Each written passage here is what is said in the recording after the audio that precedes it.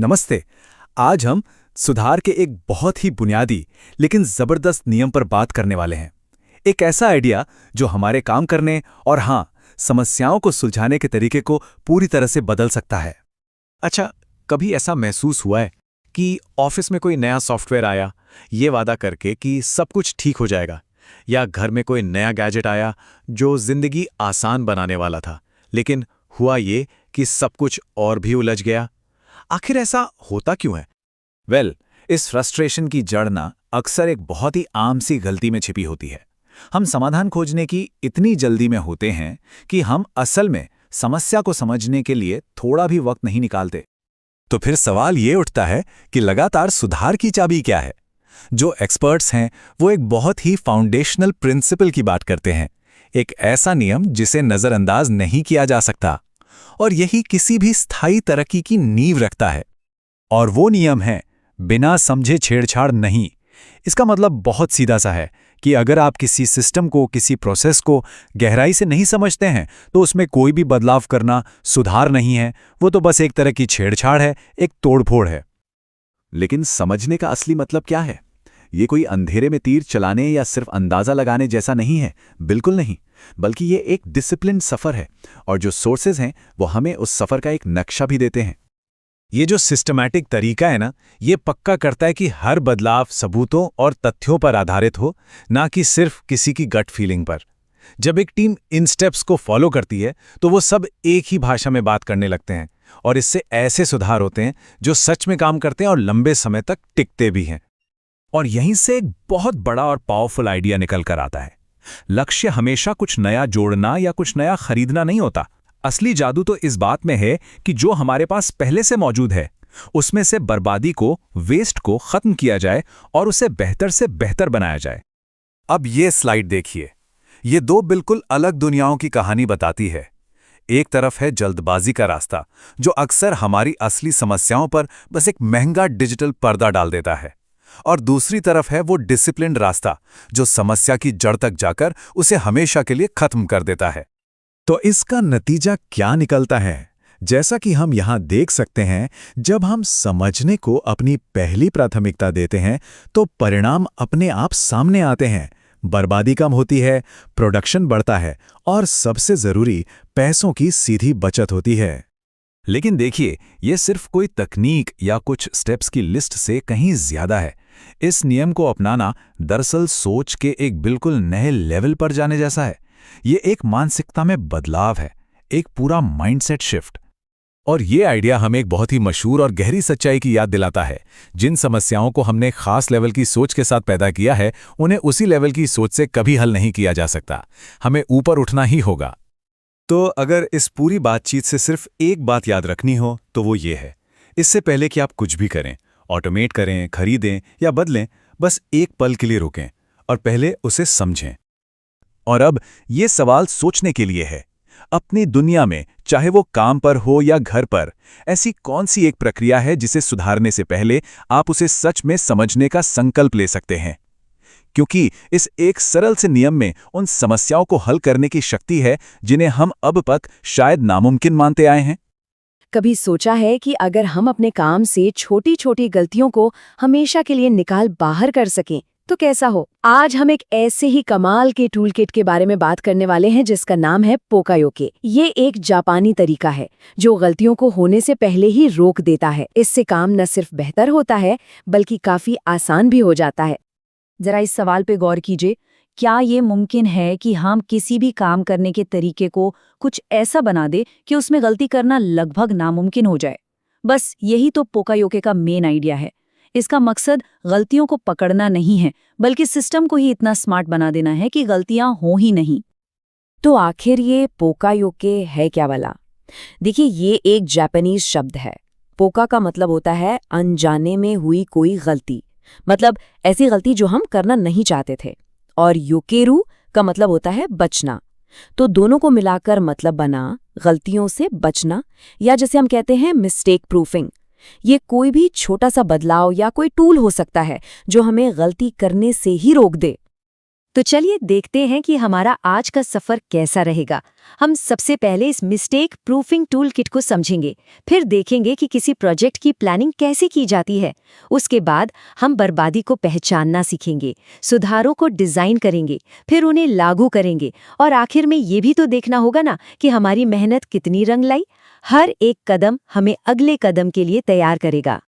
तो चलिए खोलते हैं अपना ये टूल बॉक्स। इसको बिल्कुल एक मैकेनिक के टूल बॉक्स की तरह समझिए। जैसे हर औजार का एक खास काम होता है, वैसे ही इस टूल किट में भी हर टूल का एक मकसद है। और जब ये सब मिलकर काम करते हैं ना, तो कोई भी प्रोसेस अपने आप ही मिस्टेक प्रूफ बन जाती है। अब देखिए, किसी भी सफर पर निकलने से पहले एक नक्शा तो चाहिए ही होता है ना? हमारे इस सुधार के प्रोजेक्ट का नक्शा है ये टू डू प्लान। ये हमें साफ साफ बताता है कि हमें कहाँ पहुंचना है और वहां तक जाने का रास्ता क्या होगा। और इस प्लान की सबसे अच्छी बात पता है क्या है? ये कोई ऐसा डॉक्यूमेंट नहीं है जो एक बार बन गया तो बस बन गया। नहीं, ये एक लिविंग डॉक्यूमेंट है। मतलब जैसे जैसे प्रोजेक्ट आगे बढ़ता है, हम इसे अपडेट करते रहते हैं। इसका सबसे बड़ा फायदा ये है कि टीम में हर किसी को हमेशा पता होता है कि क्या चल रहा है, किसकी क्या जिम्मेदारी है और हम अपने टारगेट के कितने करीब हैं। कन्फ्यूजन की कोई जगह ही नहीं बचती। इसे इस्तेमाल करना भी बहुत सिंपल है। सबसे पहले तो ये तय कर लीजिए कि किस प्रोसेस या एरिया पर काम करना है। फिर उस काम से जुड़े सभी ज़रूरी टास्क की एक लिस्ट बना लीजिए। हर काम के लिए एक जिम्मेदार व्यक्ति और एक स्टार्ट डेट तय कर दें। और हाँ, सबसे ज़रूरी बात, समय समय पर ये चेक करते रहना है कि काम कितना % पूरा हुआ है। बस यही चीज़ हमें पटरी पर बनाए रखती है। ठीक है, प्लान तो बन गया, लेकिन सुधार करना कहाँ है, ये पता लगाने के लिए हमें पहले समस्या की जड़ तक पहुंचना होगा। बिल्कुल वैसे ही जैसे एक डॉक्टर इलाज करने से पहले बीमारी का पता लगाता है, तो हमारा अगला कदम है प्रोसेस की मैपिंग करना और उसमें छिपी हुई बर्बादी को ढूंढ निकालना। अब देखिए, बर्बादी ढूंढने से पहले ये समझना तो पड़ेगा ना कि काम अभी हो कैसे रहा है। प्रोसेस मैप बस यही काम करता है। ये हमारे पूरे काम करने के तरीके का एक विजुअल ब्लूप्रिंट बना देता है। इससे हमें हर एक स्टेप, हर एक एक्शन साफ साफ दिखाई देने लगता है।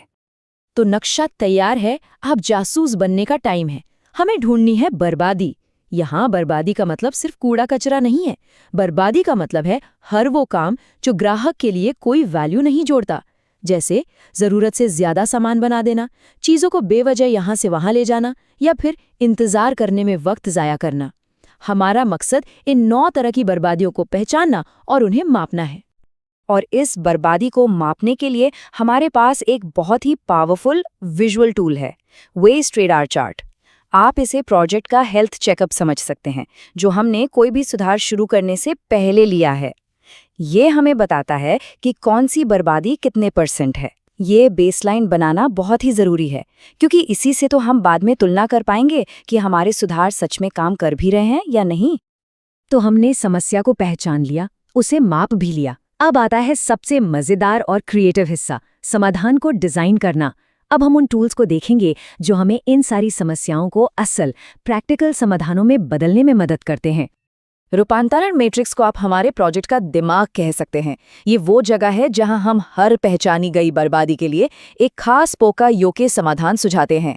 हम ये भी अंदाजा लगाते हैं कि इस बदलाव से हमें कितना फायदा होगा। ये डॉक्यूमेंट हमारी पूरी स्ट्रैटेजी को कागज पर उतारता है। ये एक पुल की तरह है जो प्रॉब्लम और सोल्यूशन को जोड़ता है। और पता है, पोकायोके के तरीके कितने सिंपल लेकिन स्मार्ट हो सकते हैं। मेनली 3 तरह के होते हैं। पहला है संपर्क, जैसे USB पेन ड्राइव, जिसे आप उल्टा लगा ही नहीं सकते क्योंकि उसका शेप ही ऐसा है। दूसरा है गिनती, ये पक्का करता है कि किसी डिब्बे में 3 ही चीजें रखी जाएं, न 2 न 4। और तीसरा है गति अनुक्रम, ये सुनिश्चित करता है कि कोई भी काम सही सीक्वेंस में ही किया जाए, आगे पीछे नहीं। अगर मैट्रिक्स हमारी बड़ी स्ट्रैटेजी है, तो ये रूपांतरण टू डू लिस्ट जमीनी हकीकत है। ये मैट्रिक्स के बड़े बड़े आइडियाज को हर एक मशीन के लिए छोटे छोटे, आसानी से किए जा सकने वाले कामों में बांट देती है। इससे ये पक्का हो जाता है कि कोई भी चीज नजर से न चूके। तो प्लान और डिजाइन दोनों तैयार हैं, अब है एक्शन का समय। इस स्टेप में हम उन बदलावों को असल में लागू करते हैं और साथ ही ये भी पक्का करते हैं कि वो बदलाव हमेशा के लिए प्रोसेस का हिस्सा बन जाए। ऐसा ना हो कि वो बस कुछ दिनों की बात बनकर रह जाए।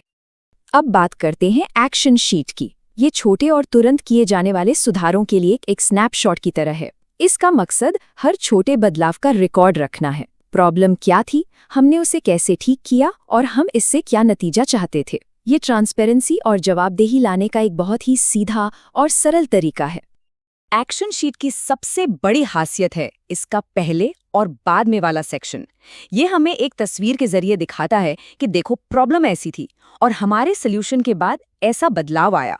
कहते हैं ना, एक तस्वीर 1000 शब्दों के बराबर होती है। ये बिल्कुल वही बात है।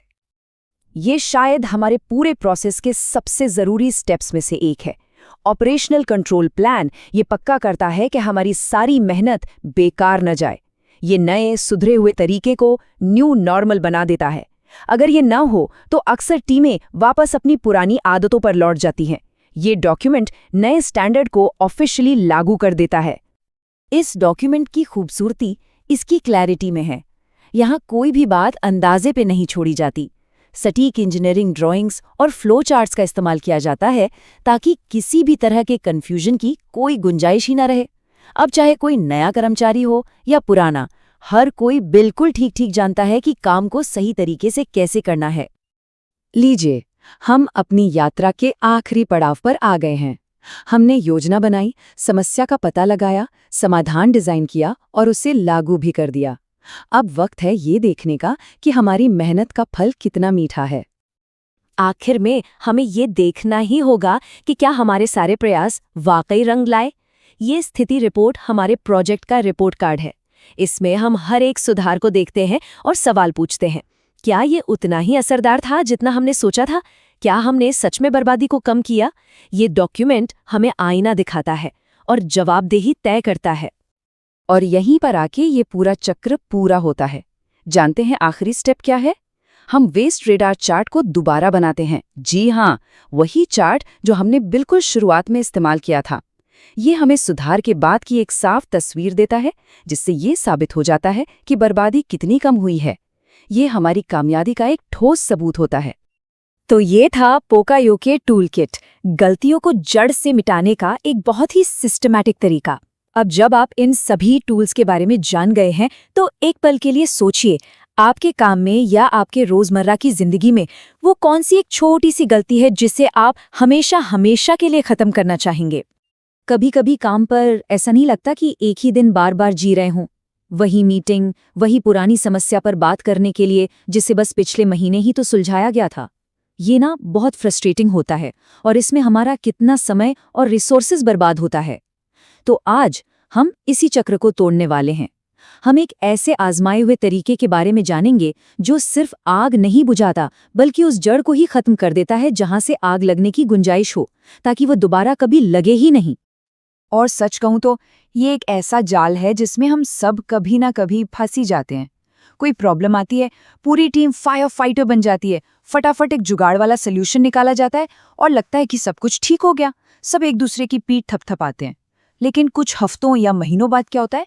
वही प्रॉब्लम शायद थोड़ा सा भेष बदल कर फिर से सामने आ खड़ी होती है। ये साइकिल सिर्फ हमें थकाती नहीं है, बल्कि हमारी असली ग्रोथ पर एक अनदेखा ब्रेक लगा देती है। और देखिए, असली खेल यहीं पर है। हम लोग ना लक्षणों का इलाज करने में एक्सपर्ट हो गए हैं, जो किसी आइसबर्ग का बस ऊपर ऊपर का हिस्सा है। लेकिन असली पहाड़ या मतलब प्रॉब्लम की जड़ जो सारी मुसीबतें पैदा कर रही है, वो तो पानी के नीचे छिपी रहती है। ये बिल्कुल वैसा ही है जैसे सिरदर्द होने पर पेन किलर ले लेना। कुछ देर के लिए तो आराम मिल जाता है, लेकिन हम ये कभी नहीं पूछते कि भाई ये सिरदर्द आखिर हो ही क्यों रहा है। तो चलिए एक नज़र डालते हैं कि आज का हमारा सफ़र कैसा रहेगा। हम पहले ये समझेंगे कि आमतौर पर प्रॉब्लम सॉल्व करने में हमसे चूक कहाँ होती है। फिर हम एक 8 स्टेप वाले सॉलिड सॉल्यूशन पर बात करेंगे। इसे हमने 2 मेन फेज में बांटा है। हम उन टूल्स को भी देखेंगे जो इस प्रोसेस में हमारी मदद करते हैं, और आखिर में एक रियल लाइफ एग्जाम्पल से पूरी बात को समझेंगे। तो चलिए शुरू करते हैं। किसी भी सॉल्यूशन को खोजने से पहले ये समझना बहुत ज़रूरी है कि हमारे प्रॉब्लम्स से निपटने के तरीकों में आमतौर पर क्या गड़बड़ होती है। इसे ना 2 बिल्कुल अलग सोच की तरह देखिए। एक तरफ है रिएक्टिव फायर फाइटिंग, मतलब जैसे ही अलार्म बजा हम पानी का पाइप लेकर आग बुझाने दौड़ पड़े। उस वक्त की प्रॉब्लम तो सॉल्व हो गई। लेकिन दूसरी तरफ एक प्रोएक्टिव जासूस की सोच है, वो सिर्फ आग बुझाकर खुश नहीं होता, वो जानना चाहता है कि आग लगी कैसे। क्या पास में कोई ज्वलनशील चीज थी? क्या कोई शॉर्ट सर्किट हुआ था? उसका मकसद ये पक्का करना है कि अगली बार आग लगे ही नहीं। तो इस चुनौती से निपटने का रास्ता क्या है? इसका जवाब है एक बहुत ही पावरफुल स्ट्रक्चर्ड फ्रेमवर्क, जिसे निरंतर सुधार योजना कहते हैं। ये एक 8 स्टेप की प्रोसेस है जो हमें सिर्फ लक्षणों से आगे ले जाकर प्रॉब्लम की तह तक पहुंचाती है। ये हैं इस सफर के 8 पड़ाव। हम बिल्कुल बेसिक से शुरू करते हैं। प्रॉब्लम को साफ साफ डिफाइन करना, फिर नुकसान को फौरन रोकने के लिए एक तरह से पट्टी की तरह एक अंतरिम एक्शन लेते हैं। इसके बाद हम अपने जासूसी वाली टोपी पहनकर डेटा का एनालिसिस करते हैं और असली जड़ खोजते हैं। सिर्फ उसके बाद ही हम एक परमानेंट सॉल्यूशन को डिजाइन और लागू करते हैं। और कहानी यही खत्म नहीं होती। हम ये वेरीफाई करते हैं कि हमारा सॉल्यूशन काम कर भी रहा है या नहीं, और सबसे जरूरी बात, हम इसे स्टैंडर्डाइज करते हैं, मतलब इसे एक नियम बना देते हैं ताकि ये प्रॉब्लम कभी लौटकर ही ना आए। ये एक पूरा और मजबूत चक्र है। इस पूरी प्रक्रिया को हम 2 बड़े फेज में देख सकते हैं। पहला फेज पूरी तरह से छानबीन और गहरी समझ के बारे में है। प्रॉब्लम को सॉल्व करने की जल्दबाजी करने से पहले हमें सच में ये समझना होगा कि असल में प्रॉब्लम है क्या और ये हो क्यों रही है। इस पहले छानबीन वाले फेज में एक बहुत जरूरी कदम आता है, अंतरिम कार्रवाई या शॉर्ट टर्म फिक्स। इसे फर्स्ट एड की तरह समझिए। ये फाइनल सर्जरी नहीं है, लेकिन ये खून बहने से रोकती है। मान लीजिए किसी कस्टमर को कोई खराब प्रोडक्ट मिल गया, तो अंतरिम कार्रवाई ये होगी कि उससे फौरन एक नया प्रोडक्ट भेज दिया जाए। इससे कस्टमर भी सेफ रहता है और प्रॉब्लम भी कंट्रोल में आ जाती है। लेकिन ये इस सवाल का जवाब नहीं देता कि वो प्रोडक्ट पहली बार में खराब था ही क्यों। और यही वो चीज है जिसकी हमें तलाश है, मूल कारण। ये सिर्फ लक्षण नहीं है, ये वो बुनियादी वजह है जिसने प्रॉब्लम को पैदा किया है। जब तक हम इस जड़ को नहीं पहचान लेते, तब तक कोई भी सॉल्यूशन सिर्फ एक अस्थायी पैबंद ही होगा। और यहीं पर आकर कई टीमें गलती कर बैठती हैं। पहला स्टेप, प्रॉब्लम को डिफाइन करना। एक तरह से फोरेंसिक जांच होनी चाहिए, कोई अंदाजे वाली मीटिंग नहीं। ये इस पर आधारित नहीं होना चाहिए कि मुझे लगता है कि प्रॉब्लम ये है या मेरी फीलिंग ये कहती है। ये ठोस असली डेटा पे आधारित होना चाहिए। असल में प्रॉब्लम क्या है, ये ठीक ठीक कब और कहाँ होती है, इसका नुकसान कितना हो रहा है। डेटा के बिना हम सिर्फ अंधेरे में तीर चला रहे होते हैं। चौथे स्टेप पर, यानी असली जड़ को पहचानने के लिए, हमें एक जासूस की तरह सोचना होगा। हमें जो सतह पर दिख रहा है उससे संतुष्ट नहीं होना है। हमें लगातार क्यों पूछना है, तब तक जब तक हम उस पॉइंट पर ना पहुंच जाएं जहां और कोई क्यों बचा ही ना हो। अब देखिए, 5 क्यों तकनीक का ये एक बेहतरीन उदाहरण है। समझिए ये कैसे काम करता है। प्रॉब्लम है, मशीन रुक गई। पहला क्यों, क्योंकि फ्यूज उड़ गया, ये तो बस एक लक्षण है। दूसरा क्यों, क्योंकि सर्किट ओवरलोड हो गया था, हम थोड़ा और करीब पहुंचे। तीसरा क्यों, क्योंकि बेरिंग घिस गया था। चौथा क्यों, क्योंकि बेरिंग में ठीक से चिकनाई नहीं थी। और आखिर में 5वां क्यों, क्योंकि ऑटोमेटिक लुब्रिकेशन पंप ही फेल हो गया था। बिंगो, ये है हमारा मूल कारण। सोचिए, अगर हम सिर्फ फ्यूज बदलते रहते तो वो तो बस एक अस्थायी समाधान ही होता ना। चलिए अब दूसरे फेज पर चलते हैं। एक बार जब हमें ये पता चल जाता है कि प्रॉब्लम की असली जड़ क्या है, तो हमारा सारा ध्यान एक मजबूत और टिकाऊ सॉल्यूशन बनाने पर होता है। तो इतनी जासूसी के बाद हम एक अच्छे सॉल्यूशन को पहचानते कैसे हैं? देखिए, ये सिर्फ कोई जुगाड़ नहीं होता। एक असली सॉल्यूशन सीधा मूल कारण पर हमला करता है और उसे जड़ से खत्म कर देता है। ये परमानेंट होता है, टेम्परेरी नहीं। इसे हमेशा कस्टमर को ध्यान में रखकर बनाया जाता है। और हाँ, सबसे जरूरी बात, ये कोई आखिरी मंजिल नहीं है, बल्कि ये लगातार सुधार करते रहने की एक नई शुरुआत है। कागज पर एक शानदार सॉल्यूशन किसी काम का नहीं है अगर उसे ठीक से लागू ना किया जाए और वक्त के साथ में मेंटेन ना रखा जाए। इसीलिए आखिरी 3 स्टेप्स बहुत जरूरी हैं। स्टेप 6 में हम सॉल्यूशन को लागू करते हैं, लेकिन जश्न अभी शुरू नहीं होता। स्टेप 7 में हम डेटा के साथ वेरीफाई करते हैं कि ये सच में काम कर गया। और आखिरी स्टेप जिसे अक्सर लोग भूल जाते हैं, वो है स्टेप 8, मानकीकरण। मतलब हम काम करने के इस नए और बेहतर तरीके को ही नया स्टैंडर्ड बना देते हैं, ताकि कोई भी वापस पुरानी आदतों पर ना जा सके। ये पूरी प्रक्रिया सिर्फ अच्छी नियत या अंदाजों पर नहीं चलती, ये डेटा और एनालिसिस पर आधारित है, और इसके लिए हमारे पास कई दमदार टूल्स होते हैं। जैसा कि इस टेबल में दिख रहा है, ये प्रोसेस किसी के मन की बात पर नहीं, बल्कि एक मजबूत एनालिटिकल टूलकिट पर निर्भर करती है। मिसाल के तौर पर प्रॉब्लम को डिफाइन करने के लिए हम पारेटो चार्ट का इस्तेमाल कर सकते हैं। ये 80-20 रूल लगाने का एक आसान तरीका है, जिससे हम उन 20% वजहों को पहचान सकते हैं जो 80% प्रॉब्लम खड़ी कर रही हैं। मूल कारण की पहचान के लिए 5Q के अलावा हमारे पास कॉज एंड इफेक्ट डायग्राम है, जिसे फिशबोन डायग्राम भी कहते हैं। यह हमें एक प्रॉब्लम की सभी मुमकिन वजहों पर एक साथ सोचने में मदद करता है। और नतीजों को वेरीफाई करने के लिए स्टैटिस्टिकल प्रोसेस कंट्रोल (SPC) जैसे टूल हमें ग्राफ के जरिए ये देखने में मदद करते हैं कि हमारा प्रोसेस समय के साथ स्थिर है या नहीं। हर टूल का इस सफर में अपना एक खास मकसद है।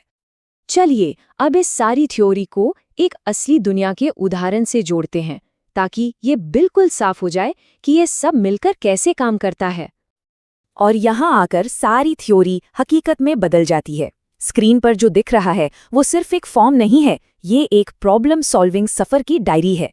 ये एक असली भरा हुआ 8 पॉइंट निरंतर सुधार योजना फॉर्म है। ये अकेला डॉक्यूमेंट पूरे सफर को दिखाता है, किसी प्रॉब्लम के पहले शक से लेकर एक परमानेंट सॉल्यूशन के लागू होने और वेरीफाई होने तक। और इस फॉर्मेट की खूबसूरती यही है कि ये हमारी थ्योरी को सीधे प्रैक्टिस में कैसे बदलता है। जरा ध्यान दीजिए, बॉक्स 3 शॉर्ट टर्म सॉल्यूशन के बारे में है, जो हमारा स्टेप 2 था। बॉक्स 4 प्रॉब्लम के मूल कारण को बताता है, जो हमारे स्टेप 4 का लक्ष्य था।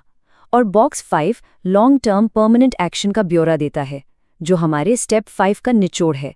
पूरी प्रक्रिया एक ही पन्ने पर दर्ज और साफ साफ दिखाई देती है। और आखिर में हम इस सबके सबसे ज़रूरी विचार पर आते हैं। हम यहाँ सिर्फ चीज़ों को ठीक करने के लिए नहीं हैं। असली मकसद, सुधारात्मक कार्रवाई का असली सार, ये पक्का करना है कि समस्या दोबारा ना हो। बस ये एक फायर फाइटर होने से एक ऐसे सिस्टम का आर्किटेक्ट बनने जैसा है जिसमें कोई कमी ही ना हो। और आखिर में एक सवाल सोचते हैं, अपने रोजमर्रा के काम के बारे में सोचिए। वो कौन सा छोटा परेशान करने वाला लक्षण है जो बार बार सामने आता है, जूते में पड़े उस छोटे से कंकड़ की तरह? क्या ये मुमकिन है कि महीनों या शायद सालों से सिर्फ उस लक्षण का ही इलाज किया जा रहा हो? क्या होगा अगर इस 8 स्टेप वाले तरीके को अपनाकर उस गहरी जड़ को खोज लिया जाए और उसे हल करके उस परेशानी को हमेशा के लिए खत्म कर दिया जाए? कभी ऐसा सोचा है कि सुबह की कॉफी बनाने के तरीके को थोड़ा और बेहतर कैसे बनाया जाए, या रोज-रोज के ट्रैफिक में कम समय कैसे लगे? आज हम बात करने वाले हैं सतत सुधार यानी कंटिन्यूअल इंप्रूवमेंट के बारे में। और ये सिर्फ बड़ी-बड़ी फैक्ट्रियों या ऑफिसों की चीज नहीं है। नहीं, ये एक ऐसा स्किल है जो हम सबके काम आ सकता है, चाहे दफ्तर का कोई प्रोजेक्ट हो या हमारी अपनी जिंदगी की छोटी-मोटी चुनौतियां। कभी ऐसा होता है कि कोई एक ही प्रॉब्लम बार बार लौट कर आती है, मतलब एक मुश्किल को ठीक किया और कुछ ही दिनों या हफ्तों में वो फिर से सामने खड़ी हो जाती है। बहुत फ्रस्ट्रेटिंग हो सकता है ना? तो आज हम इसी सवाल के जवाब की तह तक जाएंगे। हम ये देखेंगे कि प्रॉब्लम्स को सिर्फ ऊपर से ठीक करने की जगह उन्हें जड़ से कैसे खत्म किया जाए, और इसका एक बहुत ही व्यवस्थित तरीका है ताकि वो दोबारा हमें परेशान ना करें। तो चलिए देखते हैं कि आज हम क्या-क्या कवर करने वाले हैं। सबसे पहले हम समझेंगे कि ये बेहतर करने की खोज आखिर है क्या। फिर हम सुधार के लिए एक ठोस स्ट्रैटेजी पर नजर डालेंगे। उसके बाद हम कुछ बहुत ही काम के टूल्स को एक-एक करके समझेंगे, पहले सुराग इकट्ठा करने वाले, फिर उनमें पैटर्न देखने वाले, और आखिर में हम देखेंगे कि ये सब मिलकर एक जबरदस्त टूलकिट कैसे बनाते हैं जिसे किसी भी चुनौती के लिए इस्तेमाल किया जा सकता है। चलिए तो अब इसमें थोड़ा गहराई से उतरते हैं। देखिए, समस्याओं को सुलझाना कोई अंधेरे में तीर चलाने जैसा काम नहीं होना चाहिए। मतलब सिर्फ अंदाजा लगाना या चलो ये करके देखते हैं वाला तरीका नहीं चलता। एक बेहतर, एक ज्यादा असरदार तरीका मौजूद है जो हमें सही दिशा में लेकर जाता है, बिल्कुल एक नक्शे की तरह जो हमें सीधे खजाने तक पहुंचाता है। तो सबसे पहली और सबसे जरूरी बात है अपनी सोच को बदलना। ये सिर्फ ज्यादा घंटे काम करने या और ज्यादा मेहनत करने के बारे में नहीं है। सोचिए, अगर गाड़ी का टायर बार बार पंक्चर हो रहा है तो हर बार हवा भरना या टायर बदलना एक तरीका है, लेकिन स्मार्ट तरीका ये है कि पता लगाया जाए कि वो पंक्चर हो ही क्यों रहा है। तो मेहनत से ज्यादा हमें एक ऐसी रणनीति चाहिए जो हमें प्रॉब्लम की जड़ तक ले जाए। यही कंटिन्यूअल इंप्रूवमेंट का असली मंत्र है। तो अब हम उस फॉर्मल फ्रेमवर्क यानी उस ढांचे को देखेंगे जो हमें सही तरीके से प्रॉब्लम सॉल्व करने में मदद करता है। इसे कहते हैं कंटिन्यूअल परफॉर्मेंस इंप्रूवमेंट, या शॉर्ट में कहें तो CPI। समझिए, यह हमारी पूरी स्ट्रैटेजी की रीढ़ की हड्डी है। तो ये सीपीआई आखिर है क्या चीज़?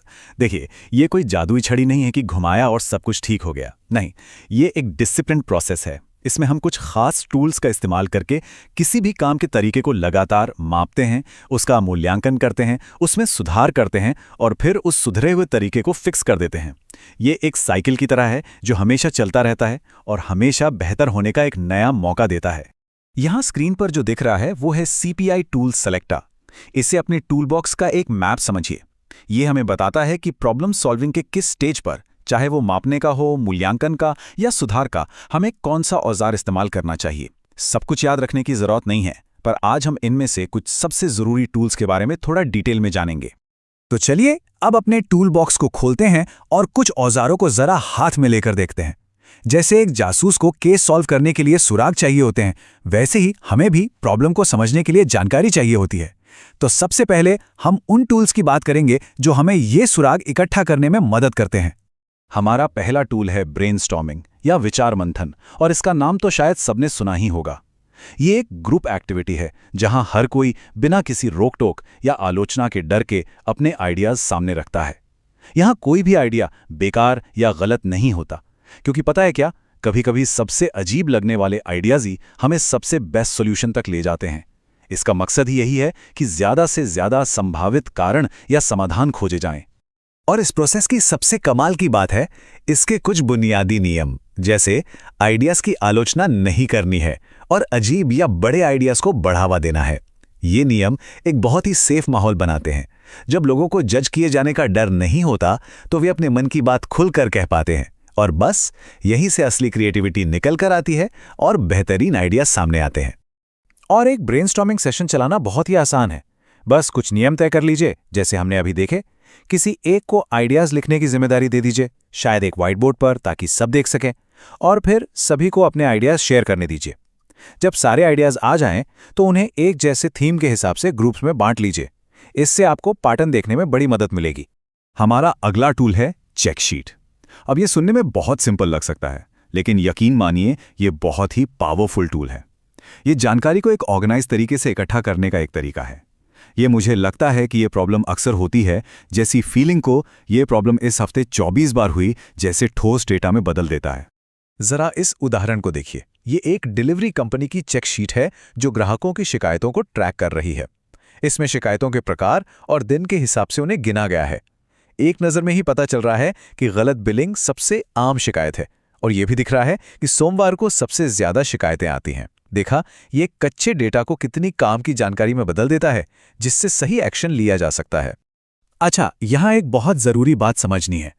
चेकशीट और चेकलिस्ट ये दोनों एक ही चीज नहीं है, भले ही नाम एक जैसे लगते हों। चेकशीट डेटा इकट्ठा करती है। सवाल होता है कितनी बार, जैसे ये गिनना कि 1 घंटे में कितनी कारें लाल बत्ती तोड़ती हैं। वहीं दूसरी तरफ चेकलिस्ट ये जांचती है कि काम पूरे हुए या नहीं। सवाल होता है क्या ये हो गया है, जैसे बाजार जाने से पहले सामान की लिस्ट। दोनों ही यूजफुल हैं, पर दोनों का मकसद बिल्कुल अलग है। ठीक है, तो हमने सुराग इकट्ठा कर लिए हैं, हमारे पास अब डेटा है, लेकिन सिर्फ नंबर अपने आप में कोई कहानी नहीं बताते। तो अगला कदम क्या है? अब हम उन टूल्स को देखेंगे जो उस डेटा में छिपे हुए पैटर्न और कहानियों को समझने में हमारी मदद करते हैं। चलिए अब डेटा के जासूस बनते हैं और एनालिसिस वाले टूल्स को देखते हैं। तो ये है रन चार्ट, एक बहुत ही पावरफुल विजुअल टूल। पहली नज़र में ये शायद एक आम सा लाइन ग्राफ लगे, लेकिन इसकी असली खासियत ये है कि ये समय के साथ डेटा में होने वाले उतार चढ़ाव को दिखाता है। इससे हमें ये देखने में मदद मिलती है कि कोई प्रोसेस स्थिर है या उसमें कोई ट्रेंड बन रहा है। मतलब क्या चीजें बेहतर हो रही है, खराब हो रही है, या फिर वैसी की वैसी ही हैं। इस रन चार्ट को देखिए। डेटा पॉइंट्स को टाइम के हिसाब से जोड़ा गया है, और बीच में जो लाइन है वो मीडियन यानी मध्यिका लाइन है, जो डेटा का सेंटर पॉइंट दिखाती है। ये ग्राफ बहुत अच्छे से दिखाता है कि परफॉर्मेंस समय के साथ कैसे बदल रही है। क्या ज्यादातर पॉइंट्स मीडियन के ऊपर हैं या नीचे? क्या कोई साफ ऊपर या नीचे की ओर जाता हुआ ट्रेंड दिख रहा है? ये हमें प्रोसेस की हेल्थ का एक क्विक स्नैपशॉट दे देता है। अब रन चार्ट को एक लेवल और ऊपर ले जाते हैं। देखिए, रन चार्ट हमें ट्रेंड दिखाता है, लेकिन कंट्रोल चार्ट हमें ये बताता है कि क्या प्रोसेस कंट्रोल में है, मतलब जो उतार चढ़ाव हो रहा है वो नॉर्मल है या कुछ गड़बड़ है। इसमें ऊपर और नीचे 2 लिमिट्स जोड़ी जाती हैं। अगर कोई भी पॉइंट इन लिमिट्स के बाहर चला जाता है तो ये एक अलार्म की तरह है, एक सिग्नल कि कुछ तो ऐसा है जिसकी हमें जांच करनी चाहिए। हमारा अगला टूल तो बहुत ही मजेदार है, कारण और प्रभाव आरेख। इसे इसकी बनावट की वजह से फिशबोन डायग्राम यानी मछली की हड्डी का डायग्राम भी कहते हैं। ये किसी प्रॉब्लम के सिर्फ लक्षणों पर अटकने के बजाय उसके सभी संभावित मूल कारणों को खोजने का एक शानदार तरीका है। ये हमें बार बार क्यों पूछने में मदद करता है जब तक कि हम असली जड़ तक न पहुंच जाएं। ये देखिए, जो मछली का सिर है वो हमारी प्रॉब्लम है। जैसे मान लीजिए कॉफी ठंडी है, और जो उसकी हड्डियां हैं वो संभावित कारणों की कैटेगरी हैं, जैसे कि लोग, प्रोसेस, मशीनें वगैरह। तो ब्रेनस्टॉर्मिंग में जो भी आइडियाज मिले थे, ये डायग्राम उन्हें एक स्ट्रक्चर देता है जिससे हमें व्यवस्थित तरीके से सोचने में बहुत आसानी होती है। और इसे बनाना भी बहुत सीधा साधा है, और ये एक बेहतरीन टीम एक्टिविटी भी है। सबसे पहले प्रॉब्लम तय करें, फिर मेन कैटेगरीज बनाएं, और फिर अपनी टीम के साथ ब्रेनस्टॉर्म करके छोटे छोटे कारणों को सही कैटेगरी में जोड़ते जाएं। आखिर में आपके पास प्रॉब्लम का एक पूरा विजुअल मैप होगा जो आगे की बातचीत और जांच को एक दिशा देगा। तो अब तक हमने कुछ बहुत ही पावरफुल टूल्स को अलग अलग देखा, लेकिन इनकी असली ताकत तब सामने आती है जब ये सब एक साथ मिलकर काम करते हैं। तो चलिए अब इस पर आते हैं कि ये सभी टूल्स मिलकर एक असरदार प्रॉब्लम सॉल्विंग प्रोसेस कैसे बनाते हैं। और ये स्लाइड सब कुछ कितने शानदार ढंग से जोड़ती है। ये एक कहानी की तरह है। आप ब्रेनस्टॉर्मिंग से शुरू करते हैं ताकि फिशबोन डायग्राम के लिए आइडियाज मिले। फिशबोन डायग्राम आपको बताता है कि आपको किस बारे में डेटा इकट्ठा करने की जरूरत है, जिसके लिए आप चेक शीट का इस्तेमाल करते हैं। और आखिर में आप रन चार्ट का इस्तेमाल करके उस डेटा में पैटर्न खोजते हैं, ये देखने के लिए कि आपके सोचे हुए कारण सही हैं भी या नहीं। देखा, ये एक पूरी कहानी है जो आपको अंदाजे से सीधे एक्शन तक ले जाती है। तो अब सोचने की बारी है। काम में या अपनी पर्सनल लाइफ में ऐसी कौन सी छोटी परेशान करने वाली प्रॉब्लम है जो बार बार लौट कर आती है? दुनिया की सबसे बड़ी समस्या को हल करने की जरूरत नहीं है, किसी छोटी सी चीज से शुरू करें। ऐसी कौन सी मुश्किल है जिसे इन टूल्स की मदद से हमेशा के लिए हल किया जा सकता है? शायद ये वक्त है अपना खुद का फिशबोन डायग्राम बनाने का। आज हम उन मुश्किल, उलझी हुई समस्याओं की बात करेंगे जो दिखती तो नहीं हैं पर परेशान बहुत करती हैं। हम देखेंगे 5 ऐसे जबरदस्त विजुअल टूल्स जो किसी भी कंफ्यूजन को सुलझाकर एक साफ रास्ता दिखाते हैं, ताकि हर चैलेंज में, हर मुश्किल में क्लैरिटी लाई जा सके। ये एक बहुत बड़ी चुनौती है ना? चाहे बिजनेस हो, इंजीनियरिंग हो या हमारी अपनी रोज की जिंदगी। अक्सर सबसे मुश्किल प्रॉब्लम वही होती हैं जिन्हें हम ठीक से देख या समझ नहीं पाते, एकदम धुंध की तरह। आज हम एक ऐसा तरीका देखेंगे जिससे आप उन छुपी हुई रुकावटों को पहचान पाएंगे और उन्हें हल करने का एक सीधा सा रास्ता बना पाएंगे। तो चलिए शुरू करते हैं। किसी भी सॉल्यूशन तक पहुंचने का सफर जानते कहां से शुरू होता है? हमेशा एक ही जरूरी कदम से, प्रॉब्लम को ठीक से डिफाइन करना।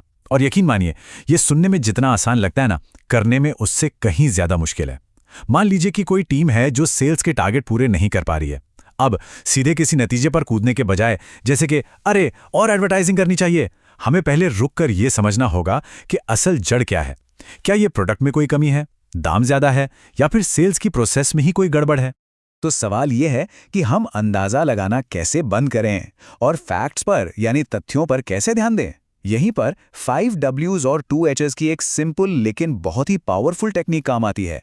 इसको ना एक रिपोर्टर के नजरिए की तरह सोचिए, जिसका काम सिर्फ सच इकट्ठा करना है, अपनी राय देना नहीं। इन 7 सवालों के जवाब देकर कौन, क्या, कब, कहां, क्यों, कैसे और कितना, हम प्रॉब्लम का एक पूरा 360 डिग्री व्यू तैयार कर लेते हैं। एक ऐसी मजबूत बुनियाद जिस पर आगे की पूरी इमारत खड़ी होगी। अब इस स्लाइड में जो चीज वाकई दिलचस्प है वो है इस वर्कशीट का डिजाइन। जरा ध्यान दीजिए, ये लक्षणों के बारे में पूछती है, मतलब वो संकेत जो हम देख सकते हैं जो असल में हो रहा है। ये आपको जरूरी सवाल तो देती है, लेकिन क्यों, वाई को जानबूझकर इस स्टेज से बाहर रखा गया है। और ये एक बहुत ही जरूरी कदम है। क्यों के बारे में सोचना हमें सीधे सॉल्यूशंस की तरफ धकेलता है, और हम अभी उसके लिए तैयार नहीं हैं। हम पहले प्रॉब्लम के डॉक्टर बनना चाहते हैं, जो इलाज बताने से पहले लक्षणों को बहुत ध्यान से जांचता है। ठीक है, तो अब हमने प्रॉब्लम को साफ साफ डिफाइन कर लिया है, लेकिन अब अगली चुनौती सामने आती है। हमारे पास बहुत सारा डेटा हो सकता है, कई सारे लक्षण हो सकते हैं, तो हम ये कैसे तय करें कि अपनी मेहनत को कहाँ लगाया जाए ताकि सबसे ज्यादा असर हो? ये आइडिया आता है पेरेटो सिद्धांत से, जिसे अक्सर 80-20 का नियम भी कहते हैं। ये एक कमाल की बात है जो ये बताती है कि किसी भी सिचुएशन में सिर्फ कुछ ही चीजें, जिन्हें वाइटल फ्यू या कुछ जरूरी कहा जाता है, ज्यादातर नतीजों के लिए जिम्मेदार होती हैं। इसे अपनी अलमारी की तरह सोचिए। आप शायद अपने 20% कपड़े ही 80% समय पहनते हैं, है ना? या सॉफ्टवेयर में 20% बग्स ही 80% क्रैश का कारण बनते हैं। ये नियम हर जगह लागू होता है और ये हमें बताता है कि हमें सब कुछ ठीक करने की जरूरत नहीं है, बस सही चीजों को ठीक करने की जरूरत है। और पेरेटो एनालिसिस ही वो टूल है जो हमें उन कुछ जरूरी चीजों को खोजने में मदद करता है। ये एक कॉम्बिनेशन चार्ट का इस्तेमाल करता है, एक बार चार्ट और एक लाइन ग्राफ एक साथ, ताकि उन कुछ कारणों को साफ साफ दिखाया जा सके जो प्रॉब्लम का सबसे बड़ा हिस्सा है। इससे हम अपनी कोशिशों को सही जगह पर लगा पाते हैं। और ये स्लाइड एकदम शानदार तरीके से दिखाती है कि ये कैसे काम करता है। इस पेरेटो चार्ट को देखिए। जो बार्स हैं वो अलग अलग गलतियों की फ्रीक्वेंसी दिखा रहे हैं, सबसे ज्यादा से सबसे कम के क्रम में, और जो लाइन है वो टोटल परसेंटेज को ट्रैक कर रही है।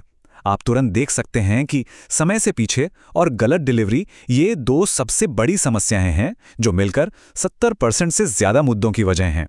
जरा एक ऐसी मीटिंग की कल्पना कीजिए जहां सब अपनी अपनी राय दे रहे हैं। ये एक चार्ट उस सारे शोर को काटकर एक साफ डेटा पर आधारित प्राथमिकता तय कर देता है। अब ये बिल्कुल साफ है कि शुरू कहां से करना है।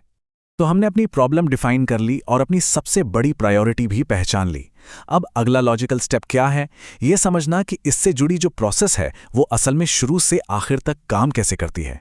प्रॉब्लम्स को ठीक करने के लिए हमें पहले ये जानना होगा कि वो कहाँ और कैसे होती हैं। प्रोसेस मैपिंग, या जिसे फ्लो चार्टिंग भी कहते हैं, ठीक यही काम करता है। ये किसी प्रोसेस का एक विजुअल डायग्राम बनाता है। यूं समझिए, ये एक एक्सरे की तरह है जो हमें ये देखने देता है कि सतह के नीचे असल में क्या चल रहा है।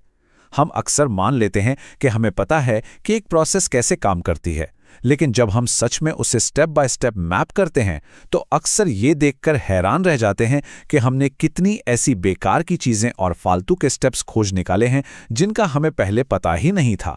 चलिए देखते हैं ये बनता कैसे है। लेफ्ट साइड में आप इसके बेसिक सिंबल्स देख सकते हैं। प्रोसेस के स्टेप्स के लिए रेक्टेंगल, डिसीजन पॉइंट्स के लिए डायमंड और शुरुआत और अंत के लिए ओवल। और राइट साइड में आप इन्हीं सिंबल्स को एक साथ मिलकर एक मशीन की ट्रबल शूटिंग प्रोसेस का नक्शा बनाते हुए देख सकते हैं। इन स्टैंडर्ड सिंबल्स का इस्तेमाल करके कोई भी एक मुश्किल प्रोसेस को देख सकता है और तुरंत समझ सकता है कि ये कैसे काम करती है। इससे पूरी टीम को एक जैसी समझ मिलती है। अब तक हमने जो कुछ भी देखा वो था प्रेजेंट को समझना। आइए अब थोड़ा गियर बदलते हैं और भविष्य में झांकने की कोशिश करते हैं। क्या होगा अगर हम एक वेरिएबल को बदल दें? तो आउटपुट पर इसका क्या असर पड़ेगा? क्या कभी सोचा है अगर हम एडवर्टाइजिंग पर अपना खर्चा डबल कर दें तो हमारी सेल्स कितनी बढ़ेगी? या अगर हम अपने प्रोडक्ट की कीमत 10% कम कर दें तो क्या होगा? रिग्रेशन एनालिसिस हमें इस तरह के क्या होगा अगर वाले सवालों का गणित के हिसाब से जवाब देने में मदद करता है। ये एक स्टैटिस्टिकल टूल है जो हमें दो वेरिएबल्स के बीच के रिश्ते को देखने और नापने की सहूलियत देता है। इस टूल के दिल में है स्कैटर डायग्राम। डॉट्स का जो पैटर्न होता है ना, वो एक कहानी कहता है। जैसे ग्राफ ई एक मजबूत लीनियर रिलेशनशिप दिखा रहा है, जैसे जैसे एक चीज बढ़ती है दूसरी भी बढ़ती है, जबकि ग्राफ सी कोई रिश्ता नहीं दिखाता। डॉट्स बस हर जगह बिखरे हुए हैं। ये पैटर्न हमें बताते हैं कि एक चीज दूसरी चीज को कैसे और कितना प्रभावित करती है। तो हम इसका इस्तेमाल भविष्यवाणी करने के लिए कैसे करते हैं? चलिए एक उदाहरण से स्टेप बाय स्टेप समझते हैं। सबसे पहले स्टेप 1 में हम अपने पास जो भी डेटा है उसे ग्राफ पर मार्क कर लेते हैं। यहां हम देख रहे हैं कि अलग अलग यूनिट्स बनाने में टोटल कितनी लागत आती है। फिर हम एक सीधी लाइन खींचते हैं जो डेटा के बीच से होकर गुजरती है, जिसे ट्रेंड लाइन कहते हैं। ये हमें एक जनरल रिलेशनशिप दिखाती है। अब आता है भविष्यवाणी वाला हिस्सा। मान लीजिए हमें 600 यूनिट्स बनाने की लागत का अंदाजा लगाना है। तो स्टेप 2 में हम नीचे वाली एक्सिस पर 600 से शुरू करते हैं और सीधे ऊपर ट्रेंड लाइन तक एक लकीर खींचते हैं। यह हमारे ग्राफ का इस्तेमाल करके भविष्यवाणी करने का पहला कदम है। और ये रहा फाइनल स्टेप। उस पॉइंट से जहां हमारी लाइन ट्रेंड लाइन से मिलती है, हम एक हॉरिजॉन्टल लाइन सीधे लागत वाले एक्सिस तक खींचते हैं और जैसा कि यहां दिख रहा है, यह हमें लगभग $50,000 का एक अंदाजा देता है। देखा, ये सिंपल सा ग्राफिकल तरीका हमें अतीत को देखने और भविष्य के बारे में एक पढ़ा लिखा अंदाजा लगाने की ताकत देता है। ये कोई जादू की छड़ी नहीं है, लेकिन ये टूल वाकई में बहुत पावरफुल है। हमारे टूल किट में जो आखिरी टूल है वो पूरी तरह से सोच बदलने के बारे में है। अब तक हम एक तरह से आग बुझाने की बात कर रहे थे, अब हम इस पर फोकस करेंगे कि आग को लगने से ही कैसे रोका जाए। मतलब प्रॉब्लम होने पर उन्हें ठीक करने के बजाय क्या हो अगर हम उन्हें पहली जगह में होने ही ना दें। एक वाकई मजबूत प्रोसेस ठीक इसी के लिए डिजाइन की जाती है। Failure mode and effects analysis या FMA एक प्रोएक्टिव यानी पहले से एक्शन लेने वाला टूल है। ये एक रोकथाम का कदम है। इसका मकसद डिजाइन या प्रोडक्शन प्रोसेस में बहुत जल्दी, मतलब शुरुआत में ही संभावित फेलियर्स का पता लगाना है, ताकि उन्हें होने से पहले ही रोका जा सके। ये समस्याओं के घटने का इंतजार करने के बजाय आगे बढ़कर उनकी तलाश करने के बारे में है। तो हम इस रिस्क को, इस जोखिम को नापते कैसे हैं? ये टेबल इसे साफ करती है। रिस्क रेटिंग की कैलकुलेशन 3 चीजों को गुणा करके की जाती है। पहला, फ्रीक्वेंसी, कोई गड़बड़ी कितनी बार हो सकती है, क्या ये रोज होती है या साल में एक बार। दूसरा, सिवेरिटी, इसके असर कितने गंभीर हैं, क्या ये एक छोटी मोटी परेशानी है या एक बहुत बड़ी तबाही। और तीसरा, डिटेक्शन, इसे पकड़ने की कितनी संभावना है, क्या हम इसे आसानी से पकड़ सकते हैं या ये ग्राहक तक पहुंचने तक छिपा रहेगा। इन तीनों को एक साथ गुणा करने से हमें रिस्क का एक ठोस नंबर मिल जाता है। ये FMEA चार्ट दिखाता है कि ये असल में कैसा दिखता है।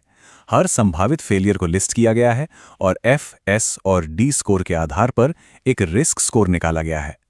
यहां देखिए, ढीला इग्निशन स्विच और पिछला वायरिंग हार्नेस के रिस्क स्कोर सबसे ज्यादा हैं। यहां कोई राय नहीं चल रही है, नंबर खुद बोल रहे हैं। टीम को ठीक ठीक पता है कि कहां से शुरू करना है। उन 2 आइटम्स पर फोकस करना है जो सबसे बड़ा जोखिम पैदा करते हैं। तो हमने एक धुंधली अनजानी सी प्रॉब्लम से शुरुआत की और एक साफ प्राथमिकता वाली एक्शन प्लान तक का सफर तय किया है। और ये सब मुमकिन हुआ है इन पावरफुल विजुअल टूल्स के मार्गदर्शन में। और ये रही हमारी पूरी प्रॉब्लम सॉल्वर की टूल किट एक साथ। सबसे पहले प्रॉब्लम को डिफाइन करने के लिए 5 WS और 2 HS, फिर प्रायोरिटी तय करने के लिए पेरेटो एनालिसिस, प्रोसेस को विजुअलाइज करने यानी देखने के लिए प्रोसेस मैपिंग, भविष्य का अंदाजा लगाने के लिए रिग्रेशन एनालिसिस और आखिर में फेलियर्स को रोकने के लिए failure mode and effects analysis यानी FMEA। इनमें से हर टूल एक खास और जरूरी भूमिका निभाता है और ये सब मिलकर हमें कंफ्यूजन को क्लैरिटी में बदलने और सोच समझकर डेटा पर आधारित फैसले लेने में मदद करते हैं। तो अगली बार जब कोई मुश्किल, उलझी हुई प्रॉब्लम सामने आए तो याद रखिएगा कि आपके पास एक टूल किट है। इन टूल्स के साथ आप अंदाजा लगाना बंद कर सकते हैं और देखना शुरू कर सकते हैं। तो अब सवाल यह है, आप किस छुपी हुई समस्या को दुनिया के सामने लाएंगे?